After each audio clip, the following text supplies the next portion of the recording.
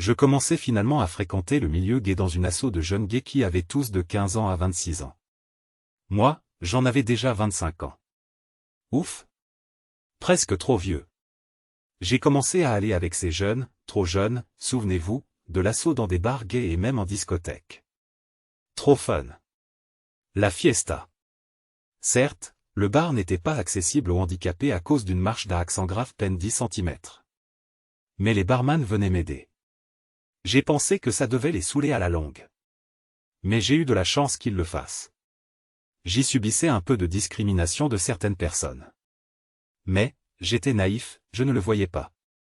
Je râlais quand même lorsque certains me disaient que je n'avais rien à faire là et je répondais. Que pouvaient-ils s'imaginer avec mon aphasie? Alors, dans ce bar étroit et par manque de place, je vous assure, sans faire exprès, je roulais parfois sur quelques pieds.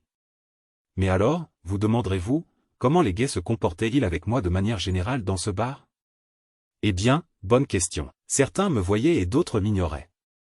J'ai dansé. Danser dans mon fauteuil au milieu de la piste, c'était sympa, je profitais des vibrations de la musique et je vous l'assure c'était comme si j'avais dansé debout. Je buvais aussi, parfois beaucoup, trop.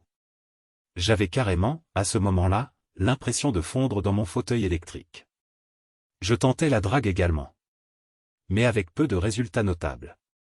Comme je vous l'ai dit, j'avais des difficultés d'élocution, et la musique forte ça n'aidait pas vraiment.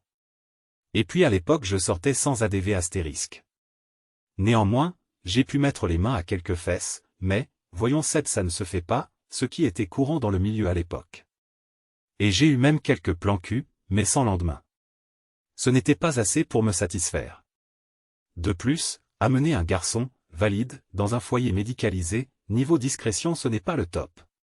Quant aux rencontres par Internet, elles étaient sans résultat probant.